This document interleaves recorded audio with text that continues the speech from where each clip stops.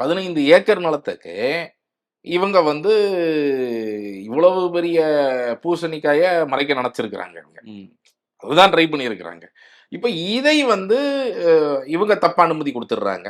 சுற்றுச்சூழல் அனுமதி ஜனவரி 20, 2025 கொடுத்துறாங்க. ஜனவரி 23, 2020 3 நாள்ல என்விரான்மெண்டல் கிளியரன்ஸ் வாங்கின உடனே இவங்க போய் சிஎம்டில சப்மிட் பண்ணணும் அத. கட்டுமான அனுமதிக்கு.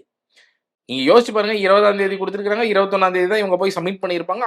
23ஆம் தேதி அனுமதி சிஎம்டில இருந்து வந்துருது. சிஎம்டில அவ்வளவு வேகமா வேலை செய்யறாங்க, வேகமா கட்டுமான அனுமதியை கொடுத்திருந்தாங்க. இப்போ அதுல இருக்கக்கூடிய சேகர் பாபு அமைச்சரோ என்ன பண்ணியிருக்கணும், இது வந்து ராம்சார் நிலத்துக்கு உட்பட்ட நிலம், இதுல எப்படி கட்டுமான அனுமதி ஹைரைஸ் பில்டிங் கொடுக்க முடியும் சொல்லி அவர்கள் ரிஜெக்ட் பண்ணியிருக்கணும்.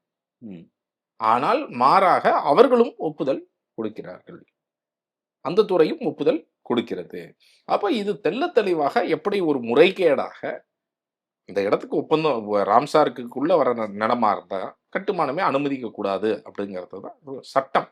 அப்படி இருந்தும் கூட இவ்வளவு 1650 வீடுகளுக்கு கொடுத்து இப்ப அவங்க ஃபவுண்டேஷன் போட ஆரம்பிச்சிருக்கிறாங்க.